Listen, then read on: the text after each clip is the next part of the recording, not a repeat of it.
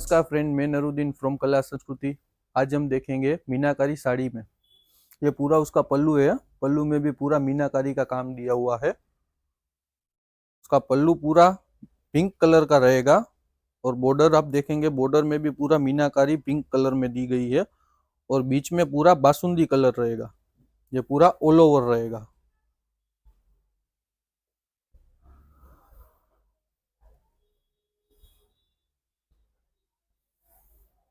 ये पूरा same design में रहेगा और ये है उसका ब्लाउज पीस। ब्लाउज में भी डिजाइन दी गई है। इसका प्राइस है 3500।